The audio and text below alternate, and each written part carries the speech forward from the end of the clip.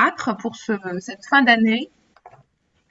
Cette fin d'année 2021, donc webinaires qui sont organisés donc par l'association élue Santé publique et territoire, à laquelle nous sommes plusieurs membres représentant le bureau de cette association, présidée par Gilbert Angard, qui est aussi parmi nous et dont la vice-présidente Véronique Bernier est également présente. Donc maire adjointe à Croissy, et pour Gilbert, c'est la mairie d'Albi qui est représentée. Donc moi-même, je suis élue dans la ville de Neuilly-sur-Seine et je co-anime ce webinaire avec Pierre Breton qui est élu à Deauville. Je lui redonnerai la parole pour une présentation un tout petit peu plus longue dans quelques minutes. Juste pour vous rappeler l'objectif de ces webinaires, nous sommes donc des élus engagés depuis plusieurs années dans des politiques de santé au niveau local et élus santé publique territoire a une spécificité, c'est de proposer finalement une expertise de santé publique à des élus engagés en politique, bien sûr, depuis soit récemment, soit depuis plusieurs années, représentés par des instances nationales, départementales et régionales qui sont les grandes associations d'élus que vous connaissez tous, l'AMF, l'ARF, l'ADF, etc. La particularité de SPT, c'est que nous, on est vraiment sur une logique d'expertise de santé publique et surtout de mise en réseau finalement de professionnels élus, mais qui sont engagés dans les politiques de santé pour faire du partage d'expérience. Et c'est vraiment la logique de ces webinaires, c'est de pouvoir faire partager pendant 1 heure et demie des expériences de terrain extrêmement concrètes, opérationnelles, avec l'espoir qu'elles vous aident dans vos pratiques, qu'elles éventuellement interrogent les politiques publiques, puisqu'aujourd'hui on va parler à la fois d'exemples d'expériences locales, mais on va aussi interroger la politique publique en matière de conduite des politiques de santé et rôle des collectivités. Donc ça, ce sera un peu l'objet de ce webinaire d'aujourd'hui. Mais voilà un petit peu pour situer le contexte de ces webinaires. Et je crois que beaucoup d'entre vous sont en attente, évidemment, de ces retours concrets de terrain et ce travail d'animation de réseau que fait ESPT. Alors, pour vraiment rentrer dans le vif du sujet, aujourd'hui, on a consacré le webinaire au sujet de la gouvernance des actions de santé au niveau local et quelles perspectives on peut tirer après ce qui s'est passé depuis maintenant plus de 18 mois, même 2 ans, avec la crise de la Covid-19 qui ne nous laisse évidemment pas indifférents, nous élus en charge des questions de santé, et on a évidemment envie d'envisager la suite. Alors, pour ça, on a préparé un topo à 2 voix. Donc moi, je vais d'abord commencer, mais rapidement, en décrivant un peu le parcours de la politique de santé dans une commune des Hauts-de-Seine, donc dont je suis en charge. Donc et ensuite, je passerai la parole à Pierre Breton. Pierre, je vais peut-être te laisser te présenter rapidement pour que tu puisses situer tout de suite les deux approches de nos interventions. Oui, donc bonjour à tous, merci de me laisser intervenir au cours de ce webinaire. Moi, donc, je m'appelle Pierre Breton, je suis interne en médecine de santé publique et comme le disait Alexandra, également élu dans une petite commune qui est celle de Deauville, dans le Calvados, en Normandie. Je travaille à la direction générale de l'offre de soins, notamment, et j'ai pu mener un travail assez complet sur le déploiement ou le redéploiement, on va dire, des contrats locaux de santé. Et de ce travail, j'essaye d'en sortir une thèse d'exercice que je suis en train d'écrire actuellement, qui est un petit peu plus large sur en fait la territorialisation des politiques de santé et le rôle des collectivités territoriales, en tout cas le rôle qu'elles peuvent avoir ou elles ont déjà, savoir effectivement comment s'articule la compétence santé dans les territoires, comment mieux la mettre en place.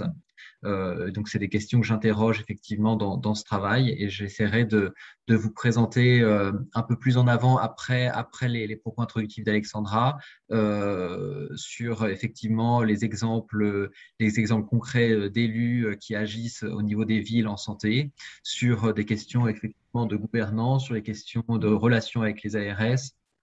Donc, on abordera ces sujets-là assez rapidement. Mais l'idée, effectivement, de ce webinaire, c'est aussi de laisser la part aux questions que vous pouvez avoir. Et donc, on fera un plaisir de répondre à ces sollicitations avec Alexandra. Voilà.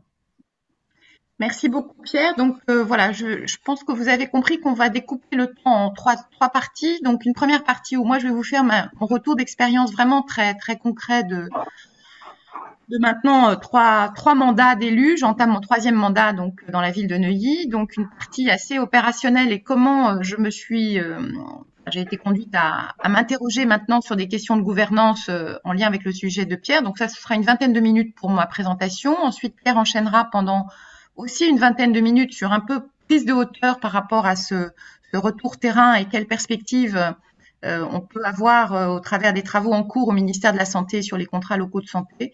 Et ensuite, on vous consacrera vraiment au moins 45 minutes à un temps de questions-réponses pour que vous puissiez interagir. Ça nous paraît vraiment important d'avoir vos retours et peut-être avec des positionnements différents ou en tout cas complémentaires de ce qu'on aura pu vous dire comme au travers de nos témoignages. Alors, je vais commencer rapidement. Donc, moi-même, je suis aussi médecin de santé publique, ancienne interne comme Pierre Breton. J'ai un parcours hospitalier à l'Assistance publique Hôpitaux de Paris pendant une première partie de ma carrière.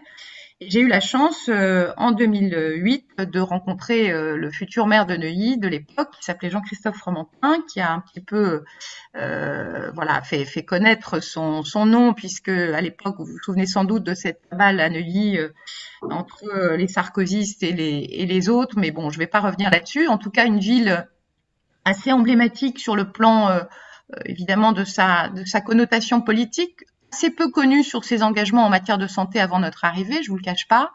Une ville qui a à peu près 60 000 habitants, un budget de fonctionnement 14 millions, pour vous donner un ordre de grandeur, un budget d'investissement annuel d'autour de 60 millions d'euros, avec de gros projets actuellement structurants, notamment sur l'avenue Charles de Gaulle, qui est un espèce d'axe routier qui coupe la ville en deux, du nord au sud, allant de la Défense à l'Étoile. Problématique évidemment de déserts médicaux à Neuilly, on va pas pleurer sur notre sort, évidemment. On est une commune qui est assez bien dotée à la fois en établissement public, puisqu'on a un hôpital public, une clinique privée très importante qui est Hartmann Ambroise Paré, qui est un gros centre de cancérologie notamment, un hôpital américain qui est plutôt extraterritorial parce qu'on peut pas dire qu'il soigne beaucoup de gens de Neuilly, il soigne plutôt des gens qui viennent de l'étranger pour des bilans de santé. Et puis des hôpitaux de référence qui sont très proches, l'hôpital Foch à Suresnes, la PHP Louis Mourier, qui nous permettent évidemment d'avoir une filière, en tout cas sur le plan sanitaire, qui est très construite sur le plan des soins spécialisés.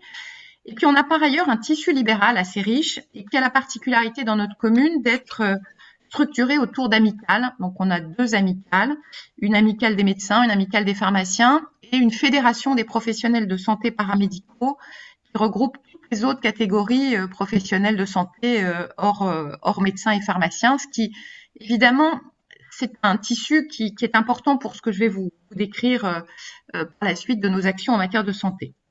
Alors, sinon, dernier point d'environnement et de contexte, on est en milieu évidemment métropolitain, donc la ville de Neuilly n'est rien sans son territoire autour d'elle. On est évidemment, on fait partie d'une intercommunalité que nous appelons Paris-Ouest La Défense. Donc Paris-Ouest La Défense, pour vous donner un ordre de grandeur, c'est 11 communes et c'est plus de 570 000 habitants. Donc ça, c'est pour la couche intercommunale. Ensuite, on a la couche de la métropole du Grand Paris, qui est encore une autre disposition de la loi NOTRe qui a été mise en place, vous le savez, depuis 2016. Et puis on a les autres collectivités traditionnelles, je dirais, le département et la région. Donc tout ça pour vous dire qu'on est dans une logique institutionnelle assez complexe, avec 5 strates en Île-de-France en tout cas, qui évidemment, pour chacune des strates, va à un moment donné interagir avec des questions de santé ou des questions d'ordre social. Alors pour rentrer dans le vif du sujet, comment la politique de santé s'est structurée à Neuilly? D'abord parce que le maire du Neuilly avait une volonté politique d'afficher des actions fortes dans ce domaine, avec des priorités qui ont été d'emblée affichées très clairement. Les jeunes d'un côté, puisqu'on a une ville assez dynamique du point de vue démographique, du point de vue des jeunes adolescents et collégiens, parce qu'on a des très bons établissements scolaires. Et puis, les personnes âgées, à l'autre bout de la chaîne, si je puis dire, avec une spécificité aussi de Neuilly, qui est la ville la plus âgée du département. Alors, pour faire pour faire cette politique de santé, on a mis en place une structure municipale sur des budgets, sur un budget ville, hein, qui s'appelle l'espace santé jeune en pratique, mais qui est une équipe de 6 professionnels de santé, animée et coordonnée par une psychologue de formation, mais qui a un DES de santé publique, enfin qui est extrêmement compétente en santé publique. Et autour d'elle sont regroupées des infirmières, psychologues, une socio-esthéticienne pour ce qui est de l'espace santé jeune et une conseillère familiale. Et c'est cette petite structure, donc quand même 6 personnes, hein, équivalent temps plein, ça ne fait que 3,75 ETP, je relativise un peu les chiffres. C'est autour de cette structure d'espace santé jeune que nous avons construit la politique de santé de la ville autour de 3 grandes missions, hein, qui sont assez classiques. Une mission qui était la prévention, promotion de la santé, donc des actions de communication dans les médias locaux, sur les réseaux sociaux, sur le site de la ville, mais également l'organisation d'événements grand public, des conférences santé qui étaient sur des thèmes extrêmement variés que nous avons menés depuis 2008 sur des champs aussi différents que la maladie d'Alzheimer, le bien vieillir, en passant par l'usage des écrans pour les jeunes, jusqu'à récemment une conférence sur le développement de l'esprit critique, comment lutter contre les fake news, qui a mobilisé énormément de parents et de jeunes d'ailleurs, dans une période où évidemment les sujets d'information n'ont jamais été aussi prégnantes qu'avec la crise de la Covid. Donc ça, c'est un premier levier pour les élus, c'est-à-dire se positionner comme étant un relais d'information sur des sujets de santé publique majeurs en créant des événements qui vont permettre de diffuser à la fois les actions que mène la ville et également de faire participer un certain nombre de partenaires à ces événements. Je pense notamment, bien sûr, aux professionnels, les associations à chaque fois qui sont conviés. Et on mobilise souvent des journalistes un peu connus pour animer ces conférences. Je donne des exemples, hein, Martine Pérez, Pierre de Villeneuve, enfin des gens qui viennent animer ces conférences pour que la notoriété aussi de l'intervenant, et souvent on a eu des gens de très haut niveau, puisse faire venir du monde et contribue bien sûr à toucher le maximum de publics concernés. Ça, c'est une première mission. La deuxième mission, c'est une mission très opérationnelle d'accompagnement des jeunes, des parents et des personnes âgées via ce qu'on appelle le CLIC, mais chez nous, ça s'appelle l'espace Solidarité Senior. Ça, je pense que c'est pas très original parce que vous le faites dans beaucoup de communes. Mais effectivement, à Neuilly, en tout cas, l'espace santé jeune, c'est vraiment un lieu d'accueil à la fois des jeunes et des parents autour des problématiques liées à l'adolescence, au mal-être des jeunes. Et bien évidemment, ça aussi, on va le retrouver pendant la période du Covid comme étant un acteur clé pendant la crise pour essayer de maintenir le lien entre les familles, les établissements scolaires et les structures de santé. Troisième mission, elle est vraiment très spécifique. Ça, c'est la coordination des acteurs locaux sur la santé mentale au travers du dispositif du Conseil local en santé mentale sur lequel je vais revenir. Je vais faire un focus un peu particulier sur le sujet de la santé mentale qui me tient à cœur et qui est un marqueur un peu de ce que nous faisons à Neuilly et je pense un marqueur aussi de ce qu'on veut porter au travers de l'association Élus Santé publique et Territoire. Alors, au travers de ces 3 missions, je dirais que la particularité du rôle des élus et l'importance pour nous de nous engager sur ces politiques de santé, c'est plutôt les modalités d'intervention que les sujets eux-mêmes. C'est-à-dire que grâce à ces dispositifs, espace santé jeune, CLSM, etc., on met en place des dispositifs de coordination, ce qu'on appelle les conseils d'orientation, peu importe, en termes de gouvernance, le terme est peu important. Ce qui est important, c'est ce qu'il y a dedans, où l'élu est là, non pas pour diriger, mais l'élu est là pour convoquer un certain nombre de partenaires qui spontanément ne travaillent pas ensemble ou pas toujours ensemble comme on le souhaiterait en matière de santé publique. À ce titre-là, on a par exemple autour de l'espace santé jeune, on convoque à la fois l'éducation nationale, bien sûr les collèges et les lycées, les fédérations de parents d'élèves, l'hôpital qui a une unité adolescents et de prise en charge de la psychiatrie des ados, le réseau des maisons des adolescents. Donc, vous voyez qu'au travers de cette politique en matière d'accompagnement des jeunes, on a aussi une politique d'animation de réseau.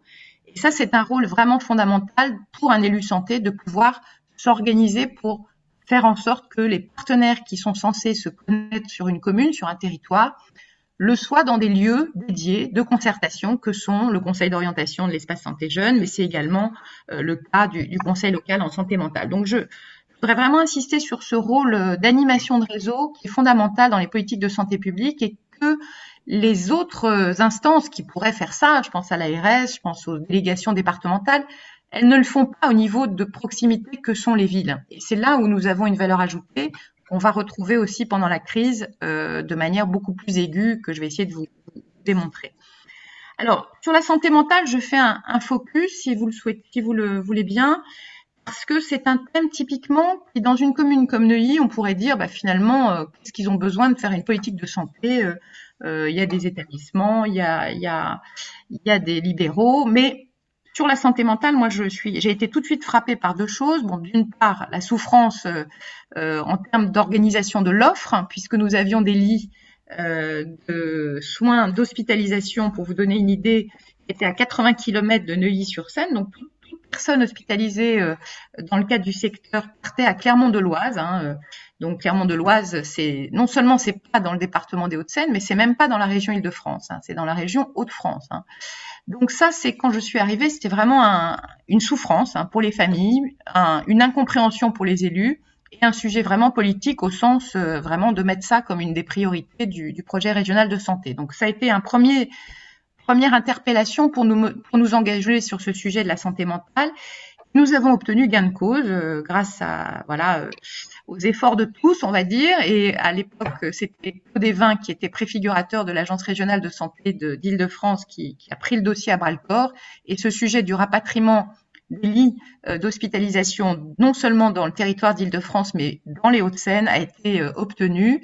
Et nous avons maintenant la MGEN, qui est à Rueil-Malmaison, qui prend en charge les patients hospitalisés en psychiatrie pour des soins urgents pour les familles de Neuilly. Donc, on a évidemment eu satisfaction sur ce premier point. Le deuxième point, beaucoup plus caché celui-là, c'était le sujet de une demande très forte, en fait, que moi j'ai senti très vite dans mes premières permanences municipales dès 2008, hein, des familles complètement perdues et isolées qui venaient témoigner dans ma permanence de difficultés à pouvoir avoir des informations sur les structures qui pouvaient prendre en charge soit un jeune adulte, je dirais, en rupture soit professionnelle, soit scolaire pour des raisons de troubles psychiatriques. Et finalement, assez peu de contacts sur la commune, une permanence de l'UNAFAM, certes existante, mais peu connue des acteurs, et surtout un sentiment de culpabilité, mais en tout cas d'isolement de ces familles qui m'a vraiment fait prendre à bras-le-corps le dossier de la santé mentale. Donc on a décidé en accord avec le maire de monter bien sûr un dispositif de coordination de type CLSM, donc qui a été mis en place dès 2013. Et concrètement, ce CLSM, donc vous le savez, c'est à la fois ce fameux conseil d'orientation dont j'ai parlé pour l'espace santé jeune, dans la même logique de mettre autour de la table l'ensemble des partenaires de la psychiatrie publique, de l'éducation nationale, du logement, du social, la police, pour des aspects sécurité, et j'en oublie certainement, et bien sûr les associations représentant les familles. Et ces réalisations, c'est effectivement du CLSM, ça a été, là, en un premier temps, de faire prendre conscience au niveau de la ville que la santé mentale, c'était un vrai sujet et que personne n'était à l'abri dans son propre entourage de ces questions-là. On a organisé une conférence grand public qui a fait date, c'était avec le peintre Garouste, donc on est rentré dans le sujet par la culture finalement, en faisant témoigner un peintre très connu au plan international, Gérard Garouste, pour finalement dire vivre avec des troubles psychiques, c'était le titre de la conférence, c'est possible.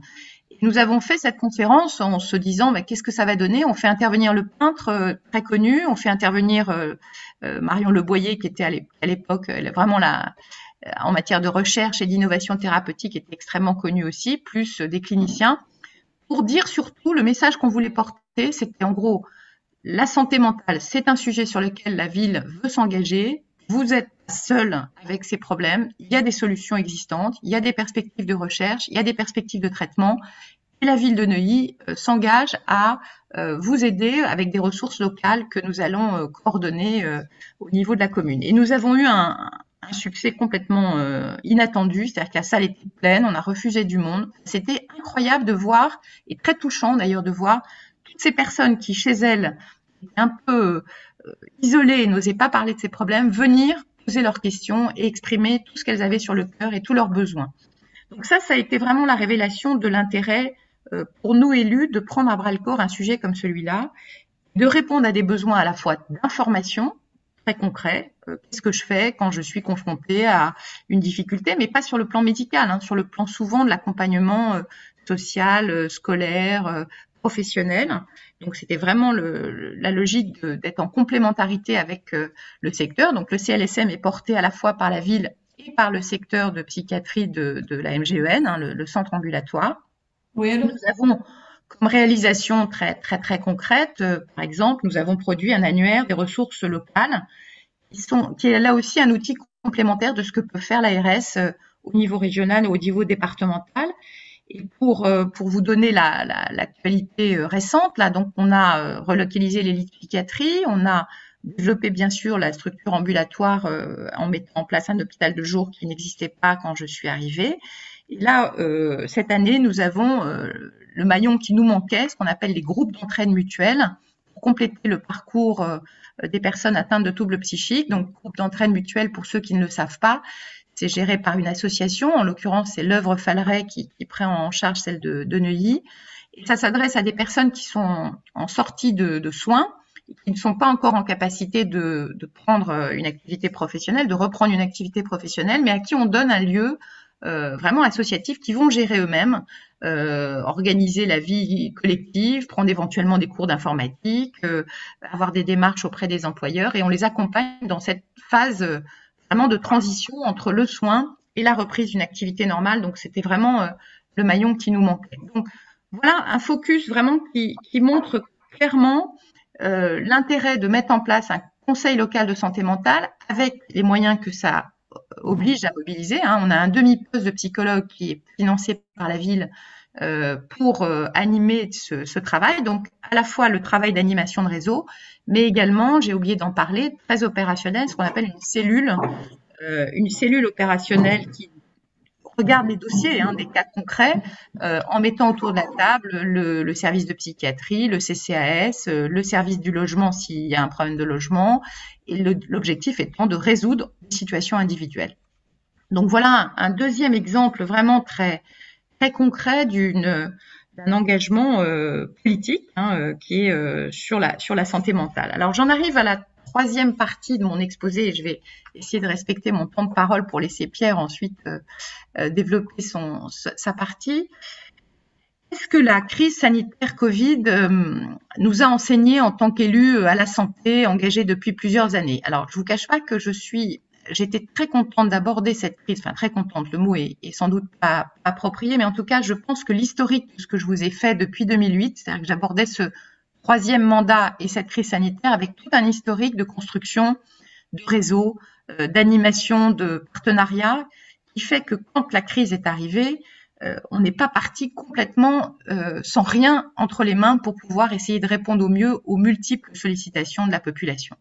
Donc ça, je pense que c'est vraiment important de se rendre compte que cette crise sanitaire, évidemment, je pense qu'on aura des travaux là-dessus, dans les villes où il y avait une organisation préalable, un contrat local de santé, une structuration d'une politique de santé territoriale, je pense que l'amortissement finalement, enfin on a pu amortir quelque part un peu mieux peut-être que les villes qui évidemment n'avaient pas forcément tous ces outils entre les mains pour pouvoir aider et répondre au mieux aux besoins de la population. Donc je pense que ça c'est vraiment important de l'avoir en tête parce que par exemple dès le mois de mars 2020, nous avons été en capacité de repérer les personnes isolées fragiles à leur domicile avec un système de portage de courses, de médicaments qui a été organisé très rapidement par les bénévoles en lien avec le CCAS. Côté santé, plus concrètement, moi j'avais donc déjà ce réseau des établissements hospitaliers du territoire et de la médecine de ville et nous avons organisé de manière vraiment totalement spontanée et dans une logique très opérationnelle une cellule qui se réunissait à mon initiative toutes les semaines avec les 4 hôpitaux de référence qui prenaient en charge les lits de réa, donc 5 même d'ailleurs, Foch, Franco-Britannique, l'hôpital Rive-de-Seine à Neuilly, Ambroise Paré, l'hôpital américain. Il y avait à ces réunions hebdomadaires également la médecine de ville, représentée par l'amicale des médecins, l'amicale des pharmaciens, pour échanger sur les difficultés du quotidien, c'est-à-dire concrètement, où en êtes-vous sur les lits de réa, l'occupation, qu'est-ce qu'on peut faire pour vous? Et on a mis en place des solutions très très concrètes, par exemple une ligne directe pour les services des urgences de l'hôpital de Neuilly qui pouvait joindre tous les jours une liste de médecins généralistes volontaires pour orienter des patients qui étaient passés aux urgences pour être suivis à domicile pour une surveillance des cas les moins lourds, avec un système type Covidom a été fait pour la PHP. Il y a eu des solidarités aussi en matière de transfert de patients qui se sont faits vraiment de manière complémentaire à ce que l'ARS faisait dans ses cellules de crise, bien sûr, au niveau régional. Et je ne dis pas que c'était pas du tout un doublon, c'était quelque chose de complémentaire et local. Et là, les sujets de complémentarité publique-privée, toutes les tensions qu'on a pu entendre au plan national, concrètement, sur notre territoire en tout cas, nous ne les avons pas connus parce que vraiment, il y avait des liens directs entre l'établissement, le chef d'établissement, le directeur qui se parlaient entre eux, avec une médiation faite par la ville pour structurer ces dialogues toutes les semaines. Voilà. Et en troisième objectif, je dirais que cette cellule opérationnelle, elle a été extrêmement appréciée aussi, vraiment de manière très... Ça nous a été dit vraiment à plusieurs reprises. Hein, les chefs d'établissement, les professionnels de santé étaient totalement dans une logique tellement difficile et tellement une souffrance psychologique parce que vraiment on était en mesure de répondre aussi bien qu'on le souhaitait aux besoins, en tout cas au début de la crise, y compris pour des problèmes de matériel, de disponibilité de lits, etc. Le fait que la ville et que la commune, que la mairie s'engagent et soient présentes, ne serait-ce que pour psychologiquement soutenir ces équipes, ça a été extrêmement apprécié et finalement très complémentaire des cellules de crise que le ministère pouvait avoir mis en place aux différents échelons, y compris au niveau régional et départemental, avec les préfets. Donc tout ça pour en arriver à ma conclusion, qui est de dire que voilà, on ne peut pas, après tout ce qui s'est passé, alors j'ai pas parlé du centre de vaccination, mais je pense que vous avez compris que là encore, on a capitalisé bien sûr sur nos liens et grâce aux liens très étroits que nous avions avec l'hôpital Rive-de-Seine, on a pu ouvrir un centre dès le 18 janvier, mobiliser des libéraux sans aucune difficulté de recrutement qui étaient donc partants et surtout on a pu sécuriser le parcours, enfin la préparation des médicaments et des vaccins avec une mise à disposition d'une préparatrice en pharmacie de l'hôpital qui nous a été prêtée. Donc tout ça aussi s'est fait très vite et très concrètement, naturellement, je dirais, dans une commune qui avait l'habitude de travailler avec ses partenaires. Voilà, donc en conclusion, je terminerai sur trois points. Je pense qu'au travers de ces exemples concrets, enfin en tout cas j'espère vous avoir convaincu au travers de ces exemples que même si la ville n'a pas de compétences en matière de santé, les communes n'ont pas de compétences spécifiques en matière de santé, je ne vois pas comment on peut, après ce qu'on vient de vivre, ne pas reconnaître le rôle fondamental qu'ont joué les mairies, les collectivités locales dans cette crise sanitaire et que finalement le volontariat, la bonne volonté est certes utile, mais qu'elle ne va pas être suffisante pour la suite. Je pense que tout le monde est convaincu de ce dernier kilomètre qui a été tellement important et tellement difficile à couvrir, y compris malgré les directives nationales qui tombaient vraiment tous les jours. Je pense que ce qui a été fait dans les villes et dans vos villes, hein, parce que je pense que vous avez tous fait des choses formidables pendant la crise et je veux surtout pas avoir l'air de dire que c'était mieux à Neuilly, c'est pas le sujet. Le sujet, c'est de mettre en évidence le fait que cet échelon de proximité, il a été déterminant dans l'efficacité des politiques qui ont été conduites et dans l'accompagnement des populations, surtout pour répondre à leurs besoins et à leur détresse. Ça, c'est mon premier point. Deuxième point, c'est qu'évidemment, je pense qu'il faut en tirer des enseignements en termes de gouvernance, puisque c'est le sujet de notre webinaire, que la gouvernance doit être décentralisée, y compris en période de crise. Je pense qu'il faut laisser beaucoup plus de marge de manœuvre aux territoires et aux collectivités qui ont des capacités d'initiative formidables. Et je n'ai pas pris ma casquette d'élu du département pour ne pas alourdir mon propos, mais bien évidemment, les départements ont eu un rôle à jouer majeur, y compris pour la vaccination, des personnes âgées isolées dans les EHPAD, dans les résidences autonomie, mais ça, vous le savez aussi. Et enfin, le dernier point de ma conclusion, c'est de dire qu'une fois qu'on a identifié ce contexte politique, on a des outils opérationnels qui sont à notre disposition et qu'il faut sans doute probablement professionnaliser plus, mieux faire connaître, et c'est l'objet du travail national que Pierre va vous présenter, notamment pour les contrats locaux de santé. Parce qu'il faut, à mon avis, changer de braquet. C'est-à-dire qu'on ne peut plus se contenter des bonnes volontés, des initiatives qui sont tout à fait exemplaires, mais qui restent isolées et surtout qui ne sont pas reconnues comme étant partie prenante de la politique de santé publique nationale. Donc voilà, je dirais vraiment, mon message de fin, c'est vraiment pour être efficace en matière de politique publique de santé, on ne gagnera pas si on ne le fait pas avec les collectivités et avec évidemment ce partenariat avec les collectivités. Il est d'autant plus important que l'adhésion des populations passera également par cette reconnaissance de cet échelon de proximité. Les Français l'ont énormément témoigné. Ils l'avaient dit déjà dans le grand débat avant même la crise du Covid, l'importance de la santé et l'importance de la proximité. Je pense que cette crise ne fait que renforcer ce qui avait déjà été identifié préalablement. Voilà, je vais m'arrêter là parce que je crois que j'ai déjà un peu dépassé mon temps et j'espère que Pierre ne m'en voudra pas.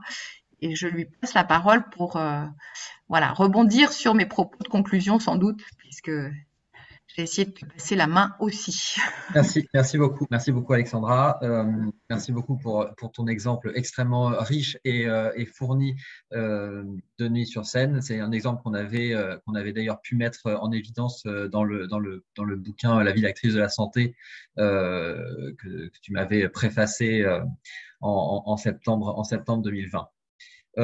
Moi, j'aimerais construire ma présentation autour de deux axes. Le premier, effectivement, revenir sur la concertation que j'ai pu mener au niveau national à travers différentes associations que j'ai pu rencontrer avec les différentes directions de l'administration. Pardon. Et ensuite, essayer d'apporter quelques éléments pour favoriser effectivement le déploiement des actions en santé dans les villes. Alors, je vois effectivement dans les participants à la conférence qu'il y a déjà des personnes qui sont inscrites dans une démarche de contrat local de santé. Peut-être que d'autres viennent nous écouter parce qu'ils sont effectivement en train de réfléchir à en mettre en place. Peut-être que certains ont effectivement ce projet de contrat local de santé ou d'autres pas du tout. Le premier sujet, effectivement, quand on parle de santé et de collectivité, c'est est-ce que la santé est une compétence des collectivités, en particulier celle du bloc communal? Alors, effectivement, non.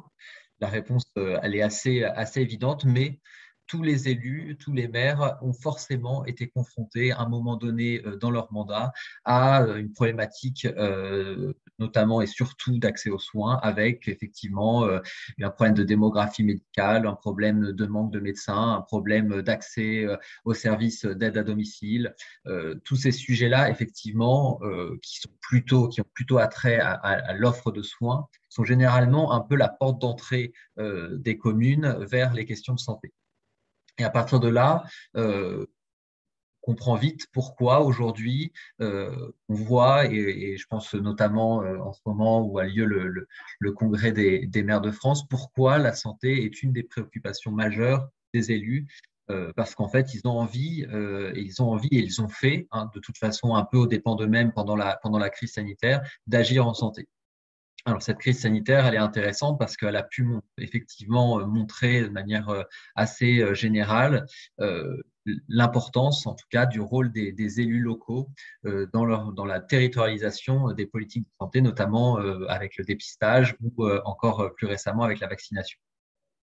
Donc, la concertation que nous avons menée, on l'a menée autour effectivement des villes qui étaient déjà engagées dans un contrat local de santé. On a fait un peu le tour de France, on va dire, des CLS, de manière assez comment dire, macroscopique. On n'a pas pu interroger forcément tout le monde.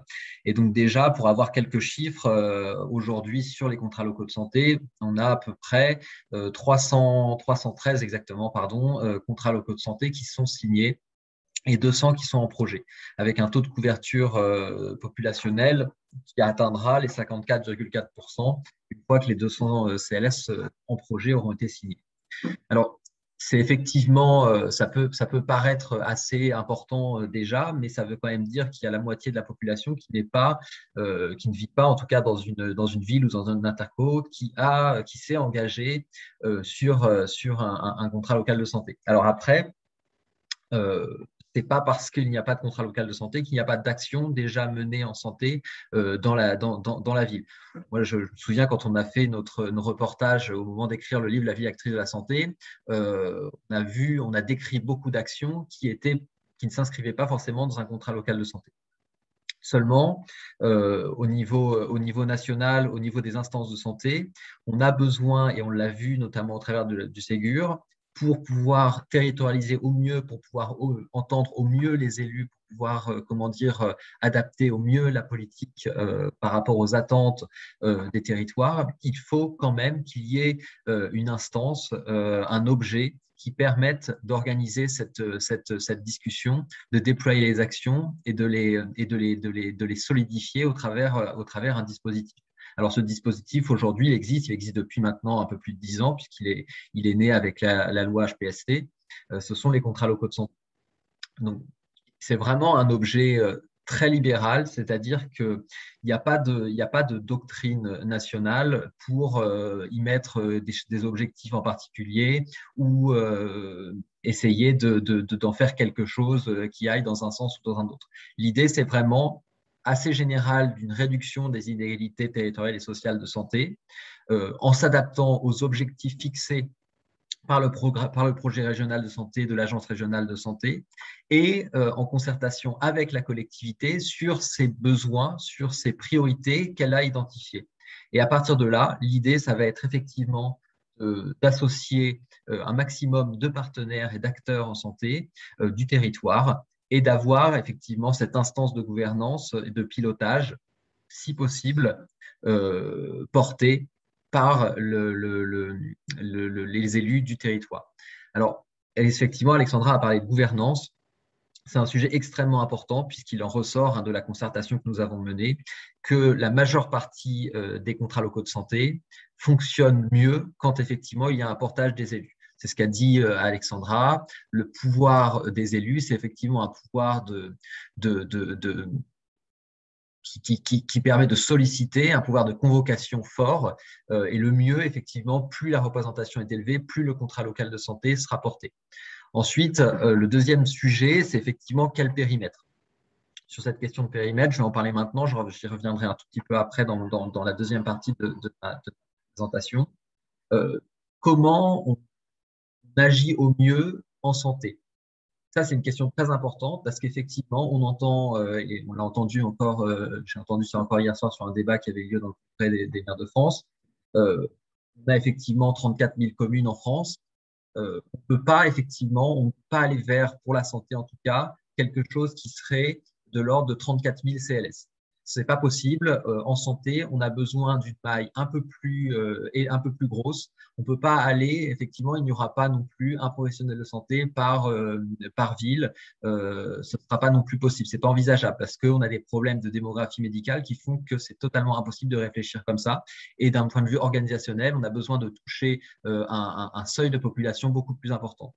Alors, aujourd'hui, il n'y a jamais eu de doctrine très fixe sur le périmètre géographique de déploiement des contrats locaux de santé et de déploiement plus général d'une politique de santé à l'échelle locale. Mais on s'aperçoit quand même que si on respecte des limites administratives et notamment celles des EPCI, des intercommunalités, que la dynamique s'inscrit beaucoup plus facilement et mieux. Après, effectivement, ça veut dire effectivement discuter avec encore plus d'interlocuteurs, avec encore plus de partenaires, et parfois c'est plus compliqué, mais c'est vraiment la meilleure maille, en tout cas identifiée dans la concertation, quand elle est au moins à l'échelle de l'intercommunalité, parce que ça permet de réfléchir un projet d'offre de soins, un projet de santé publique, un projet de santé-environnement à l'échelle de plusieurs communes et à l'échelle d'un territoire, et donc avec une population qui atteint un seuil un peu plus important, au-dessus des 20 000 habitants. Alors parfois, ce n'est pas forcément le cas, mais ça commence à devenir quelque chose sur lequel on peut agir et sur lequel on peut discuter avec notamment les offreurs de soins du territoire. la dernière chose, le dernier sujet très important issu de la concertation, ça a été la montée en qualité du contenu des contrats locaux de santé.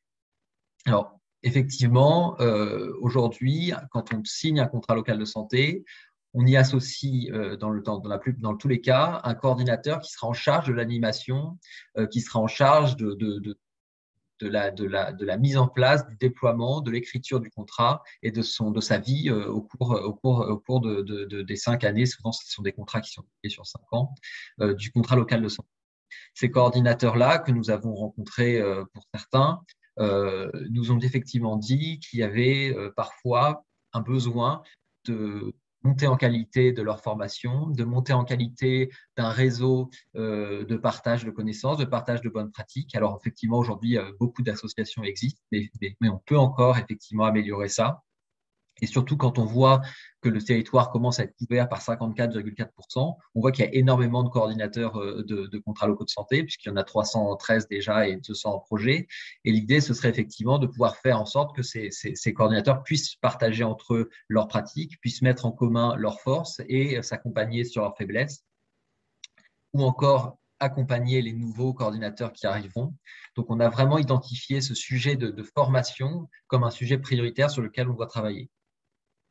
Donc maintenant, la deuxième partie de ma présentation, c'est comment on fait pour favoriser ce déploiement, pourquoi on doit le favoriser, pourquoi favoriser plutôt le contrat local de santé plutôt que juste laisser effectivement agir les élus sur des actions de santé, pourquoi et comment l'articuler avec les politiques qui sont menées déjà à l'échelle des territoires. Donc déjà, je vais essayer de répondre à ces questions. Premier sujet pour faire le lien avec ce que je viens de terminer sur le sujet le plus concret pour l'instant, c'est sur la formation. Donc, au niveau national, on est en train de réfléchir avec l'École des hautes études de santé publique et avec certaines ARS qui sont déjà volontaires et notamment aussi avec la FNES et ses instances régionales que sont les instituts régionaux d'éducation et de promotion de la santé.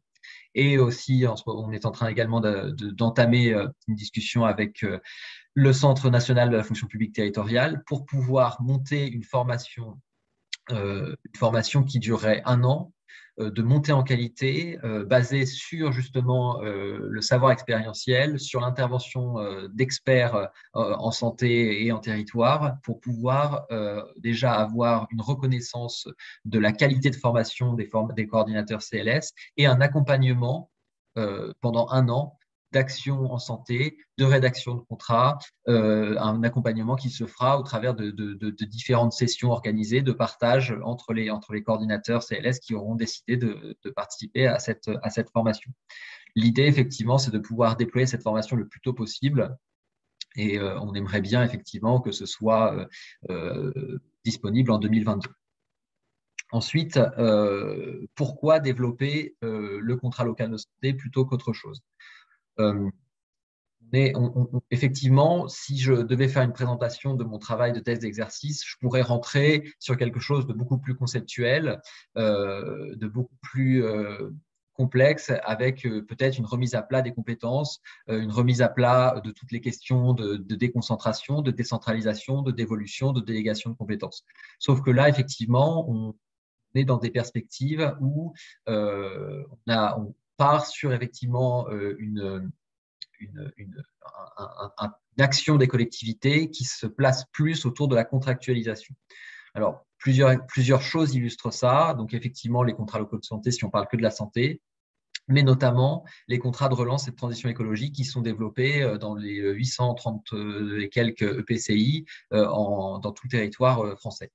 Alors, je vous parle de ces contrats de relance et de transition écologique parce qu'ils sont une opportunité majeure de déploiement d'actions en santé, parce que peut-être que certains d'entre vous l'ont fait, mais dans la signature du contrat de relance et de transition écologique, on peut effectivement y inscrire, si on veut, s'il y a une volonté d'agir en santé, des objectifs.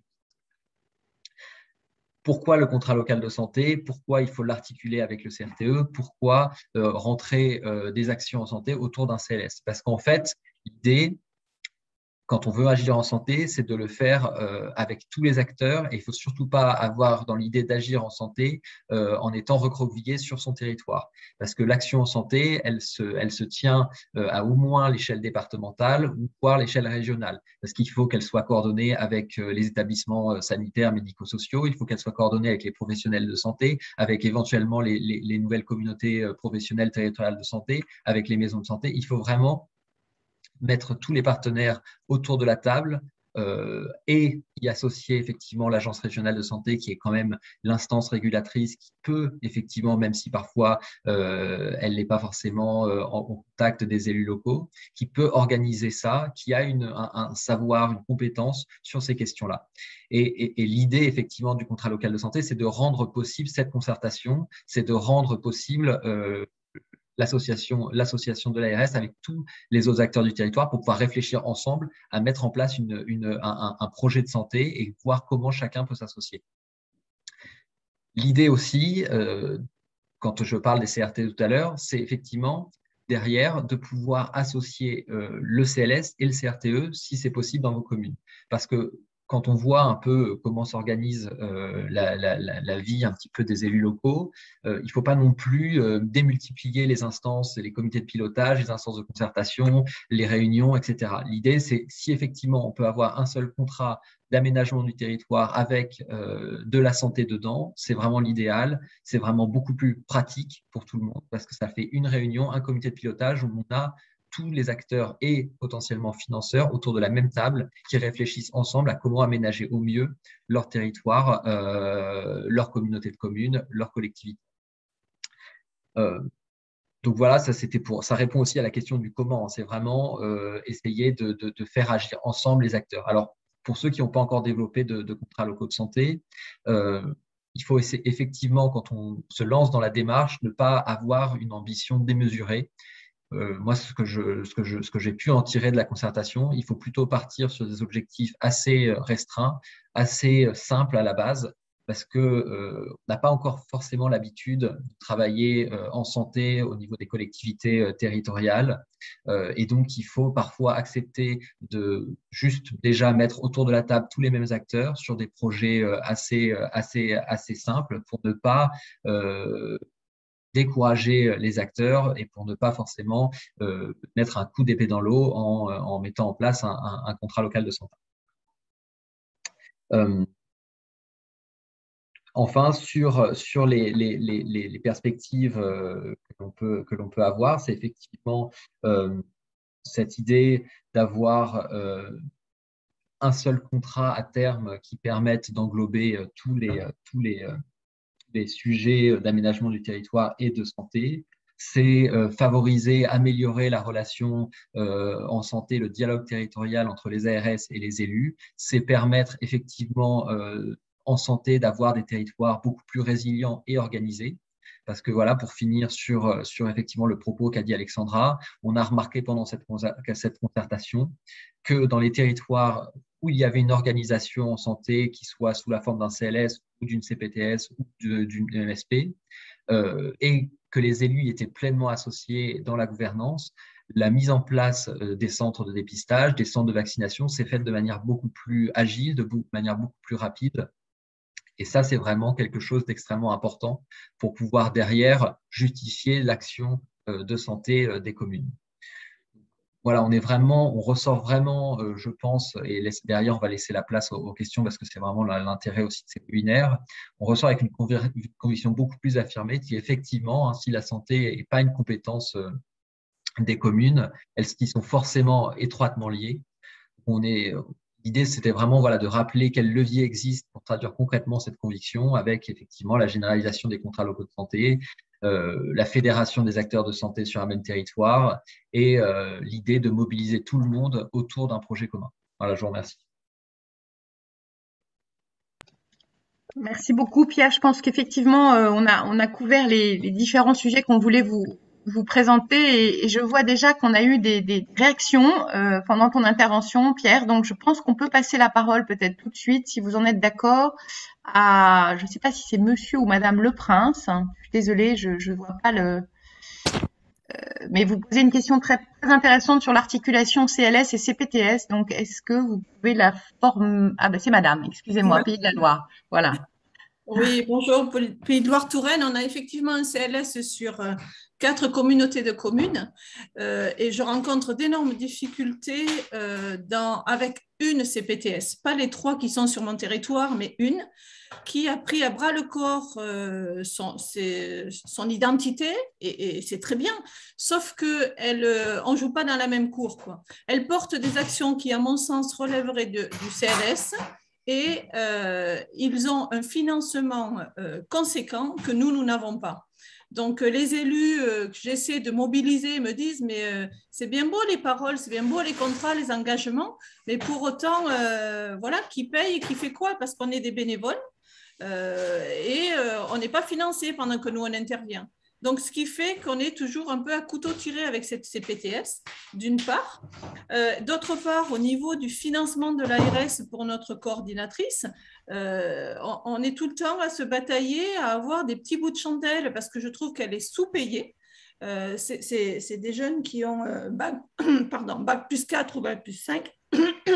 Et bon, je n'ose pas vous dire le montant de sa rémunération parce que pour moi, c'est sous-payé, sauf qu'on a très peu de financement de l'ARS, très peu de notre région et que nos mairies, nos petites mairies de notre territoire ne sont pas prêtes à financer un complément vis-à-vis de cet engagement dans la santé.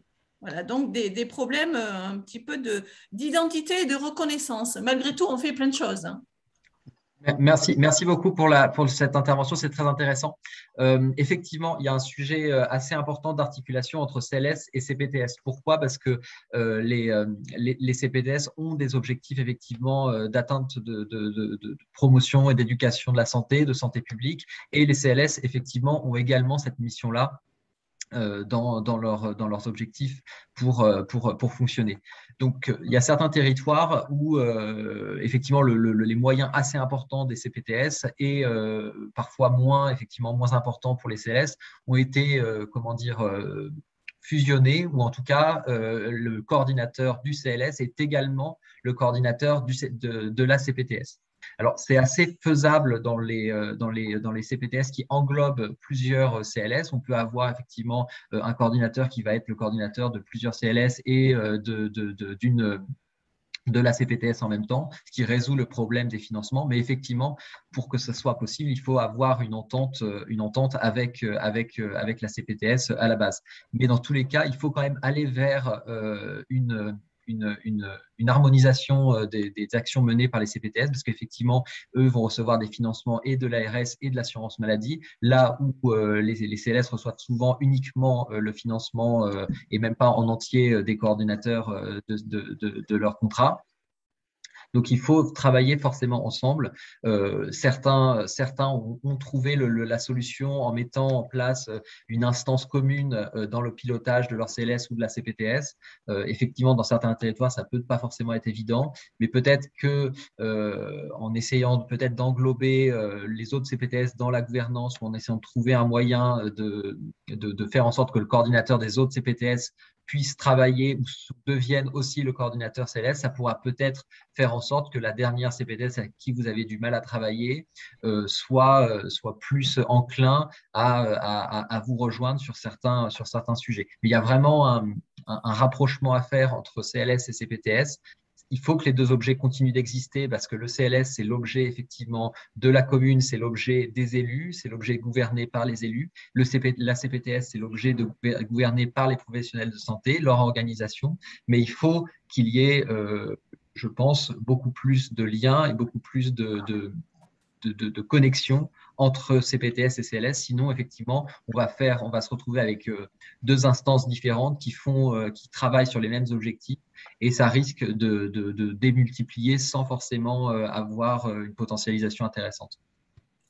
Oui, mais je vous rejoins à moitié. Oui, effectivement, on a tous les mêmes objectifs, on se chevauche même aussi, mais pour autant, on ne joue pas dans la même cour par rapport au niveau financier. Ça, c'est clair, net et précis.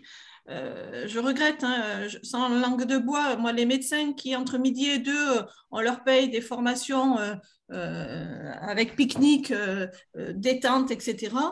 Nous, petits élus de communes, on donne de notre temps et de notre argent parce qu'on n'est pas rémunérés. Et pendant ce temps-là, eux, les professionnels de santé sont rémunérés.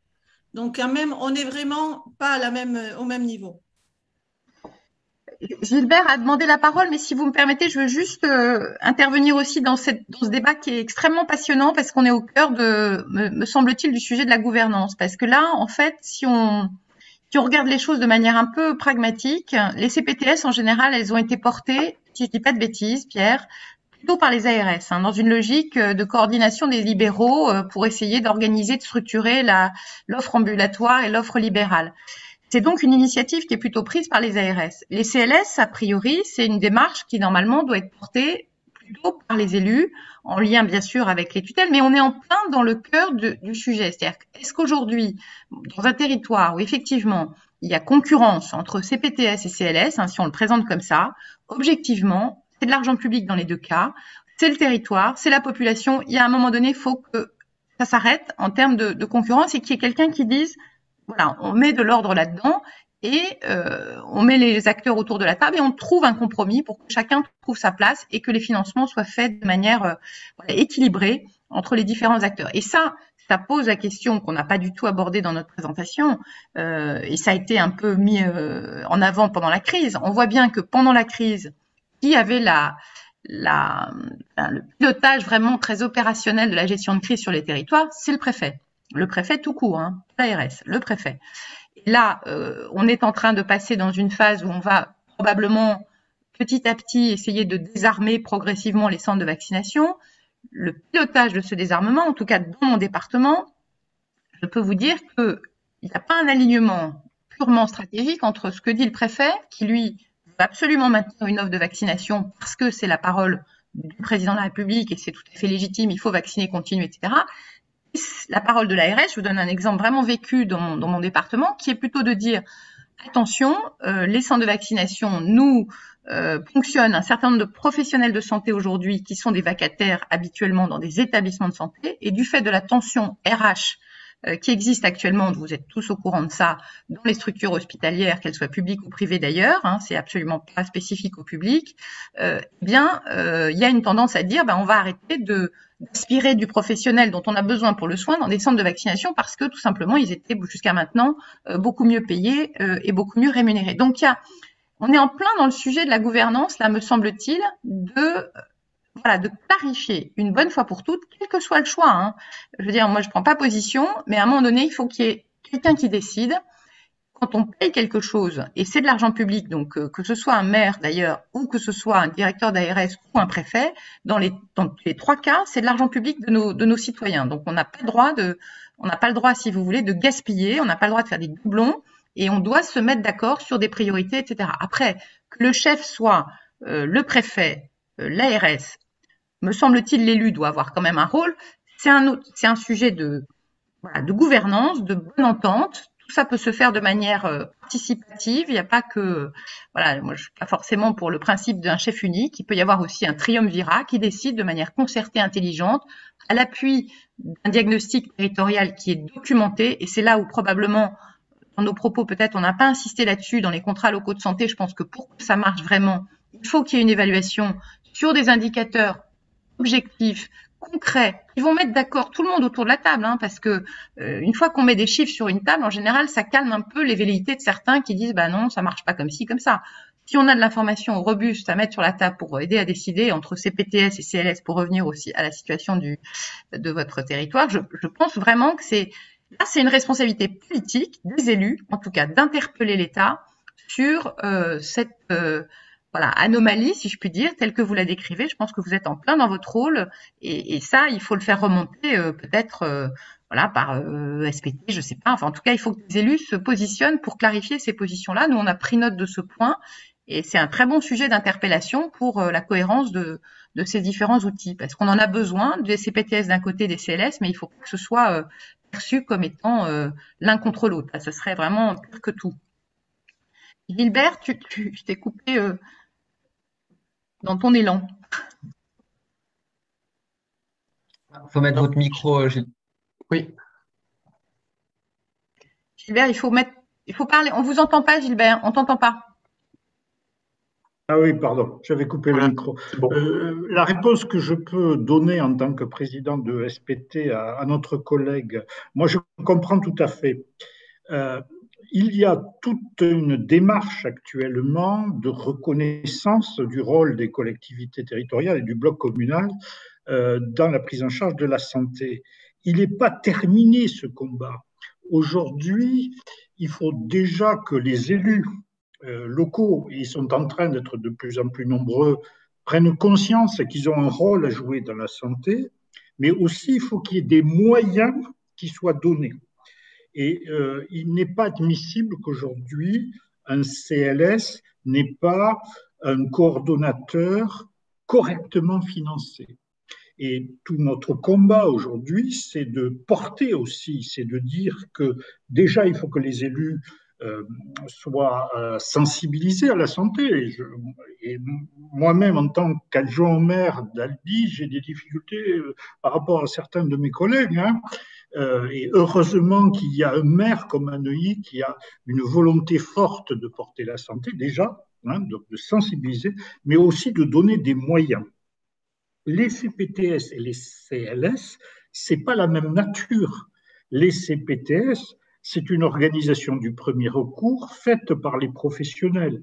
Et je crois qu'en tant qu'élu, on peut être associé, etc., mais on n'a pas à prendre la main là-dessus, parce que si on prend la main, c'est catastrophique. Vous savez comment sont les libéraux, on n'a pas à intervenir là-dedans. Par contre, en tout cas, c'est ce qu'on fait à Albi, au CLS d'Albi, on associe les gens de la CPTS.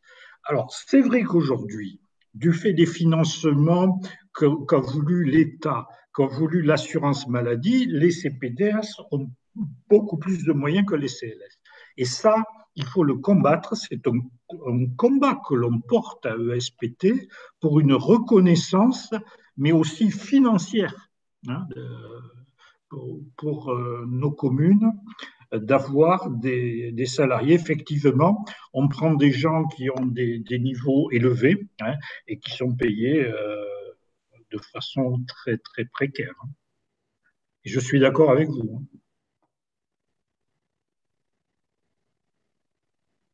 En tout cas, merci beaucoup pour l'intervention et la question, parce qu'on voit bien que c'est un peu le problème des contrats locaux de santé. Effectivement, aujourd'hui, on voit bien que, comme l'a dit très bien Pierre, il faut être assez pragmatique et peut-être se fixer des objectifs restreints, mais en même temps, c'est un moyen de donner de la visibilité à des actions qui sont menées par plein d'acteurs différents, les élus, les communes bien sûr, mais pas que, le département, les associations, etc. Donc, c'est un peu fastidieux parce que c'est un exercice de compilation de ce qui existe. Si on veut vraiment que ça marche, il va falloir donner des crédits supplémentaires pour pouvoir mettre en place des choses nouvelles. Sinon, si c'est juste pour entériner l'existant, on ne va pas aller très loin. Et donc, je pense que vraiment, il y a un vrai challenge dans le portage politique au niveau national de faire en sorte que ça devienne finalement l'équivalent du CRTE, parce que le CRTE, personne n'a discuté. Comme il y avait plein d'argent à distribuer, tout le monde s'est mis d'accord. Quand il y a beaucoup d'argent à distribuer, en général, ça facilite beaucoup le dialogue et la concertation. Les CRTE, les communautés de communes, elles ont signé, elles ont signé leur contrat. C'était nouveau, c'est de l'argent à récupérer. Et voilà, je pense qu'il y a eu moins de difficultés. Et c'est vrai que il faudrait quelque chose d'aussi puissant que le CRTE quelque part si on veut vraiment construire un outil. Alors, soit on fait un CRTE, on intègre, comme disait Pierre, un volet santé dans tous les CRTE, mais c'est manifestement pas parti pour, et il y en a plein qui sont déjà signés, en tout cas première génération. Voilà, donc moi je pense que c'est quand même un sujet d'interpellation qu'il faut absolument partager, que SPT doit pouvoir porter, parce que on peut pas embarquer des maires et les collectivités sur les CLS si on n'a pas la réponse à ce sujet de l'ambition politique et du part et des financements derrière qui vont avec, parce que sinon ça va être assez compliqué. Mais je pense que Pierre en est bien conscient. Je ne sais pas si tu veux rajouter quelque chose là-dessus, Pierre. Sur le sujet, effectivement, CRTE et CLS, l'objet CLS, là où c'est un peu plus difficile que sur les CPTS, c'est qu'effectivement, les CPTS, c'est finalement l'organisation d'une offre de soins avec des acteurs qui, de toute façon, produisent quelque chose. Les CLS, ça a toujours été un objet, comme il n'y a jamais eu de doctrine nationale sur le CLS, beaucoup moins clair et beaucoup moins porté. Même si aujourd'hui, il y avait quand même, on retrouvait dans la mesure 33 du Ségur de la santé la volonté d'améliorer le dialogue territorial et l'implication des élus. Sauf qu'effectivement, ça n'a pas vraiment été traduit en actes, même si on voit quand même malgré tout des volontés d'associer, hein, par exemple notamment au financement des établissements de santé dans la proposition de loi 3DS, les collectivités territoriales. Sauf qu'il y a quand même, moi, ce que je remarque, deux vitesses. En fait, il y a des collectivités qui sont des collectivités souvent relativement urbaines, qui ont des moyens, qui ont compris effectivement l'intérêt d'investir en santé et qui du coup généralement financent par elles-mêmes le poste coordinateur de leur CLS et finalement ont monté un CLS pour avoir une relation construite, une base de relation construite avec l'ARS notamment et les autres partenaires autour de ce CLS. Et donc ils financent eux-mêmes leur coordinateur et ça pose pas trop de sujets. Là où c'est un peu plus compliqué et là où je pense qu'il y a vraiment un enjeu à réfléchir peut-être à une articulation CRTE, avec le CRTE, c'est dans les communes et dans les collectivités qui sont beaucoup plus rurales, où effectivement il y a un manque de moyens et où la plupart des élus sont en plus bénévoles et où les coordinateurs on a besoin effectivement d'un niveau de formation identique, mais qui ne peut pas forcément avoir les mêmes moyens, puisque les collectivités n'ont pas les mêmes moyens. Donc là, dans cette situation, effectivement, soit on réfléchit à une articulation avec le CRTE, qui est actuellement l'objet venant de l'État, entre guillemets, qui arrive avec effectivement des financements importants, ou alors il faut réfléchir à mutualiser, voire encore plus large que son interco ou que sa commune, pour pouvoir mettre en commun des moyens et pour en tout cas le sujet de santé, voir de manière encore plus macro et au-delà de sa collectivité, que ce soit sa commune ou son intercommunalité. Parce qu'effectivement, c'est un vrai sujet. Aujourd'hui, moi, je pense qu'il faut pousser effectivement à mettre plus de moyens pour permettre les élus, en tout cas les collectivités, d'agir sur la santé. Mais si on veut fonctionner avec les outils qui existent aujourd'hui et rester très pragmatique, il y a deux possibilités. Effectivement, soit mutualiser ses forces avec les intercommunalités ou les communes environnantes quand on est en milieu rural, ou soit effectivement essayer d'aller vers le CRTE. Alors, il va y avoir des avenants, ce sont des contrats qui sont très souples. Il y aura la possibilité de faire des avenants pour les CRTE qui sont déjà signés. Et d'ailleurs, le ministère de la Cohésion des Territoires a vraiment le sujet de la santé en tête et ils vont essayer effectivement d'apporter des solutions pour les prochains avenants des CRTE sur la santé.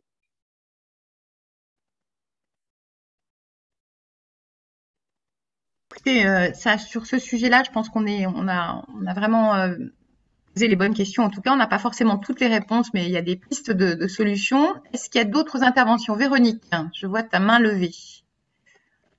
J'avais une question, Pierre, à propos de la formation qui est en train donc d'être concoctée pour permettre donc aux coordonnateurs des CLS et répondre donc à leurs besoins d'avoir une meilleure formation.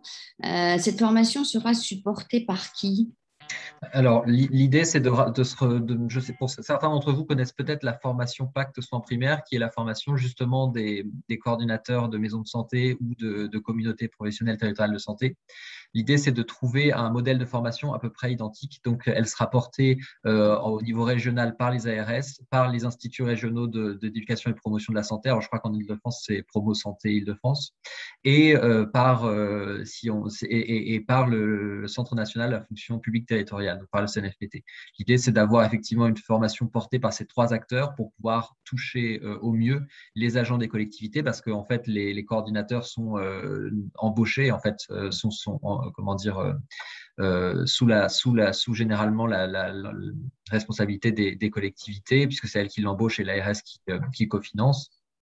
Donc, l'idée, c'était d'associer vraiment le CNFPT pour pouvoir aller proposer une offre de formation à ces agents des collectivités qui souvent ont bien identifié le CNFPT comme institut de formation et pour lesquels les villes et que, comment dire, le CNFPT a déjà mandat pour former les agents des collectivités. Les villes sont déjà financeurs du CNFPT. Donc, c'est vraiment pour essayer de faire quelque chose de logique et de facilement identifiable pour les collectivités. Et c'est une formation sur effectivement un an basée sur le savoir expérientiel et l'intervention d'experts.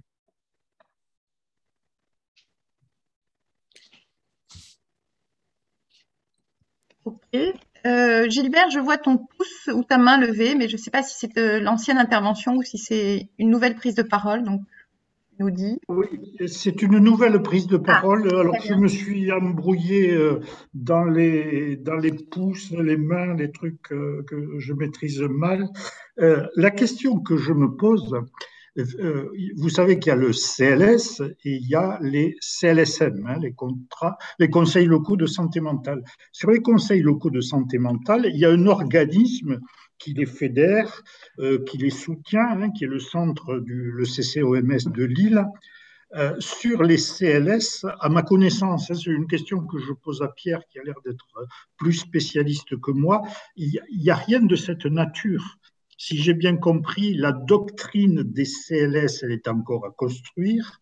Et alors, ma coordinatrice de CLS m'a dit qu'elle était partie à une réunion à l'ARS qui régionalement essaie de fédérer les coordonnateurs CLS. J'aimerais bien savoir, est-ce qu'il y a quelque chose sur le plan national? Est-ce que c'est organisé ou c'est chaque ARS qui fait à sa sauce? Pour l'instant, merci pour la question. Pour l'instant, on est effectivement plus sur un système où les ARS gèrent en intra-régional leur politique de déploiement et leur politique d'animation territoriale. Et c'était aussi pour ça hein, qu'on avait envie de créer une formation, cette fois-ci, portée à l'échelle nationale et déployée de manière régionale, mais quand même avec des regroupements qui sont nationaux pour pouvoir avoir un travail justement d'appui sur les CLS. Surtout qu'en plus, le HESP a un gros centre de recherche sur lequel ils ont travaillé notamment sur les CLS hein, avec le projet Clotaire. Donc, ce serait vraiment intéressant de pouvoir mettre à profit toute cette recherche, notamment dans cette formation CLS. Et le CCOMS, effectivement, à Lille, c'est une instance qui n'est pas là pour coordonner, mais qui est vraiment une instance d'appui et de soutien, un petit peu comment dire, pareil, de formation. Enfin, c'est pas une instance de doctrine qui va dire effectivement ce qu'il faut mettre ou pas. C'est vraiment une instance de soutien un petit peu plus universitaire presque des CLSM. Donc, ce serait un peu, effectivement, le HESP pourrait avoir cet office-là sur les contrats locaux de santé. Même si, de toute façon, pour l'instant, c'est un contrat. Donc, un contrat, par définition, c'est quelque chose qui est libéral. Donc, on ne peut pas vraiment inscrire une doctrine forte sur ce qu'on veut y mettre, puisque c'est vraiment aux collectivités de choisir en lien avec l'ARS, en lien avec le diagnostic territorial. Donc, effectivement, on n'a pas forcément eu le temps de parler, en lien avec les acteurs du terrain.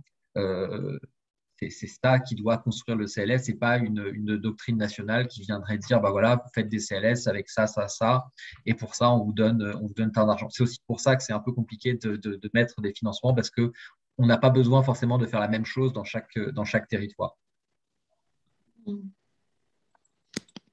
Je vois que Madame Cerisier a demandé la parole, donc je vais peut-être juste vous demander si ça vous ennuie pas de vous présenter rapidement. Madame, j'ai vu que vous aviez levé la main. Bonjour, j'ai une connexion assez instable, c'est pour ça que je n'avais pas ma vidéo tout à l'heure.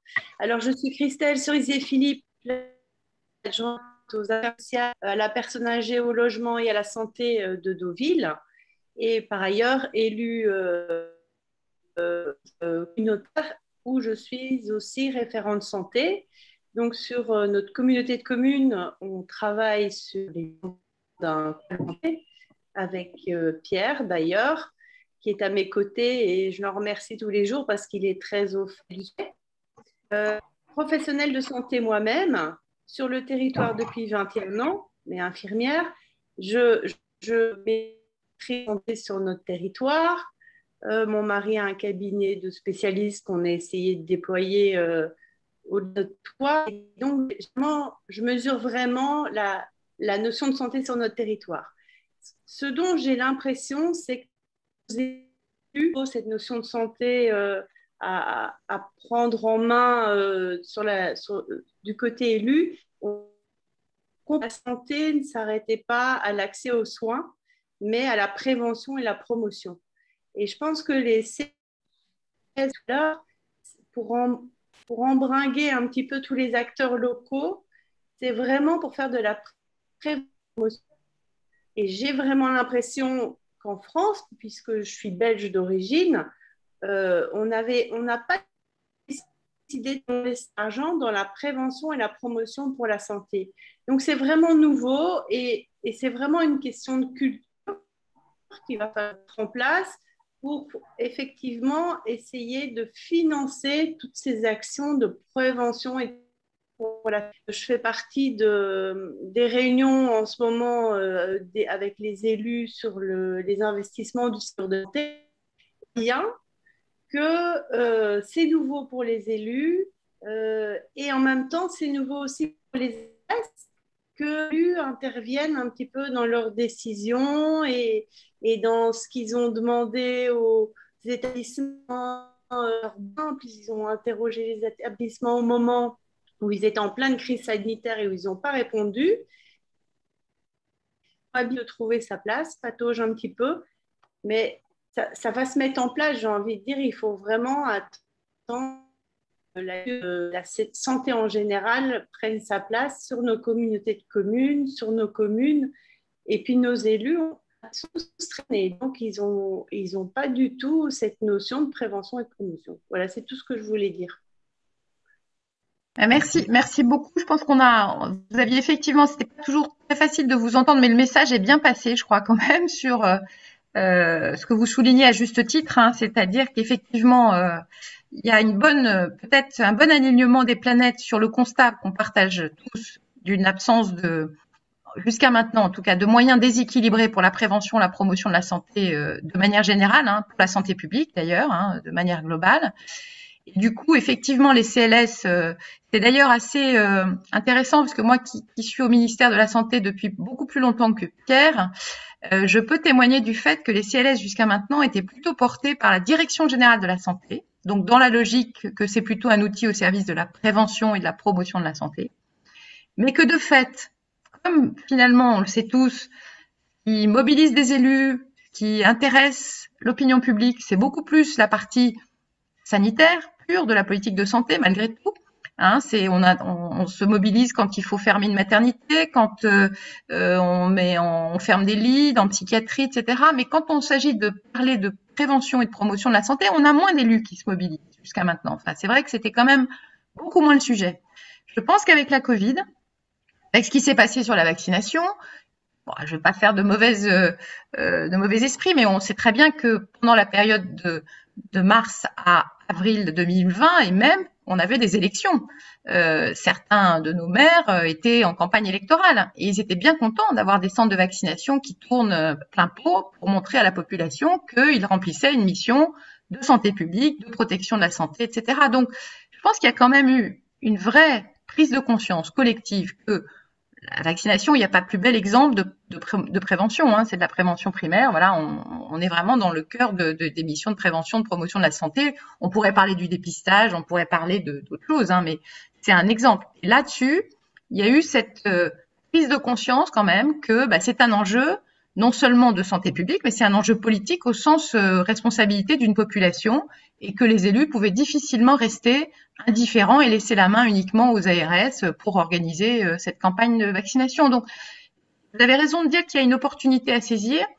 Il faut qu'elle soit suffisamment rapide en retour d'expérience de la crise pour pas qu'on perde toute l'expérience, qu'on oublie très vite. Hein. On passe souvent très vite à autre chose et c'est vraiment maintenant qu'il faut battre le fer. Il y a une campagne électorale importante qui s'annonce là en 2022. Je pense que c'est à nous, élus, dans les différentes instances dans lesquelles on peut siéger, et l'association Élus Santé publique et Territoire, évidemment, doit prendre sa part dans ce débat politique avec l'expérience qu'on a. Mais je pense que c'est un bon moment de faire passer des messages un peu fort là-dessus. Et voilà, ce que vous avez dit est tout à fait juste, hein. Rééquilibrer la prévention par rapport aux soins, aux sanitaires purs, donner des moyens et donc du coup donner une dynamique au CLS qu'ils n'ont pas aujourd'hui en l'absence de ces moyens.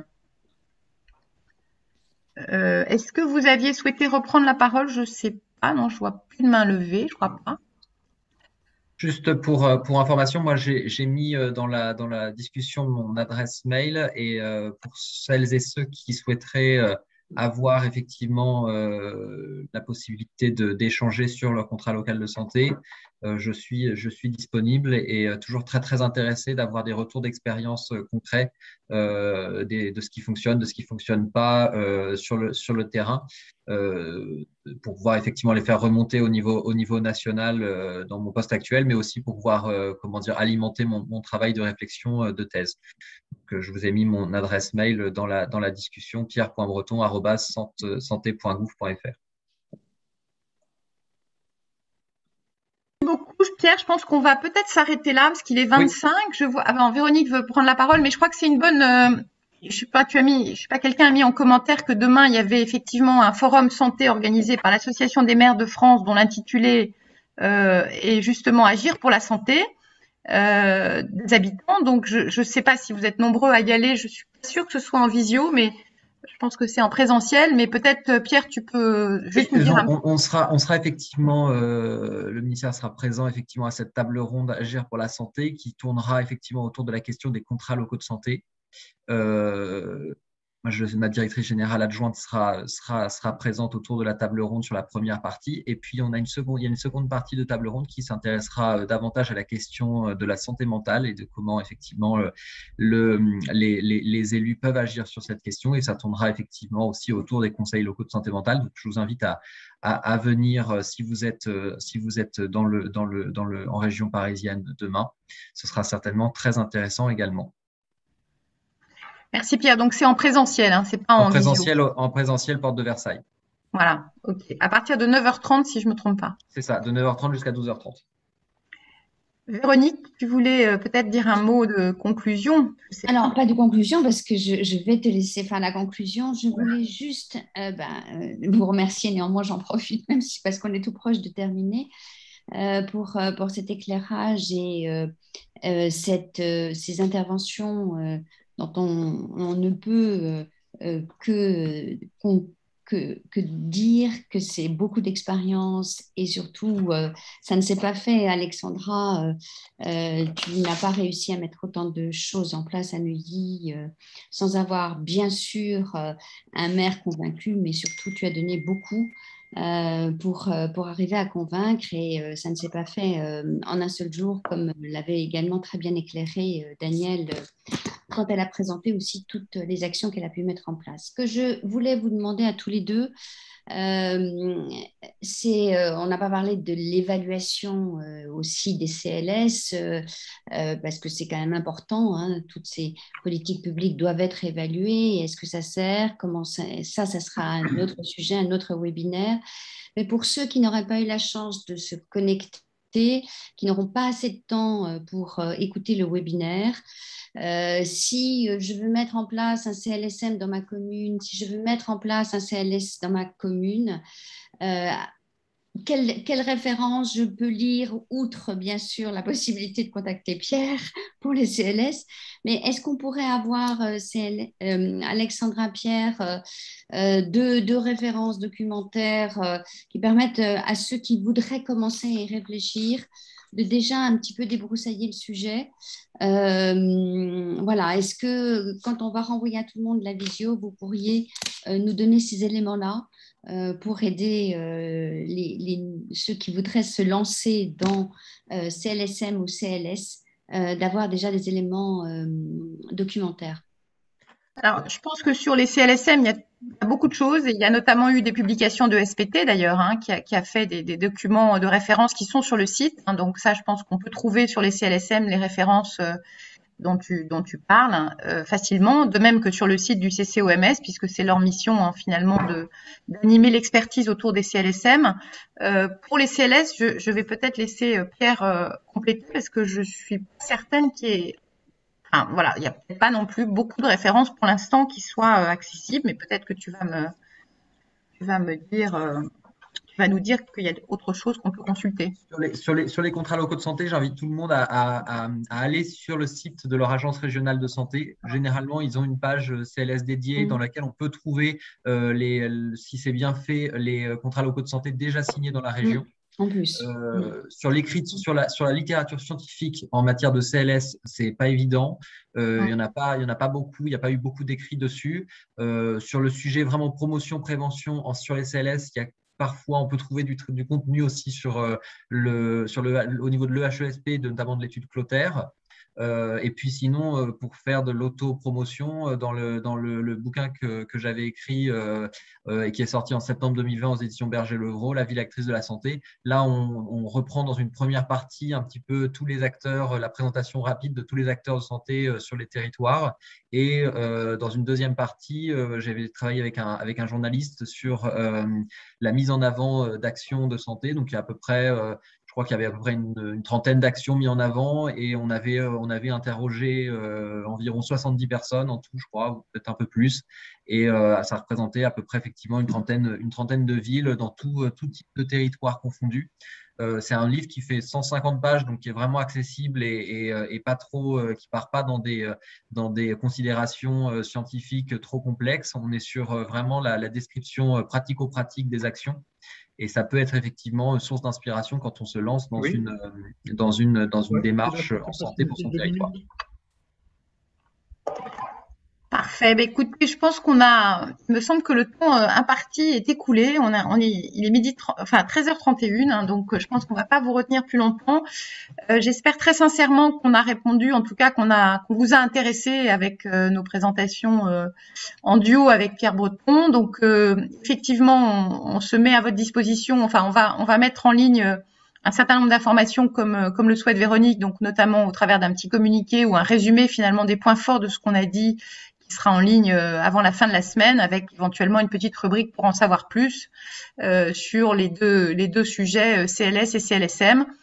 Voilà, donc j'espère que vraiment ce format webinaire vous intéresse et vous permet de vous nourrir un peu des expériences concrètes de terrain et à la fois cette fois-ci d'une réflexion nationale sur le sujet. Et on vous remercie en tout cas des interventions que vous avez pu faire parce qu'elles sont éclairantes sur les points qui restent encore à résoudre et à améliorer. Mais on sait tous que Rome ne s'est pas fait en un jour, donc on a beaucoup de travail encore pour faire que la prévention, la promotion de la santé se diffuse dans notre pays. Et c'est vrai que nous, les élus, en tout cas, on est de cette association Élus Santé Publique et Territoire en particulier, on est particulièrement motivés pour faire avancer ces sujets.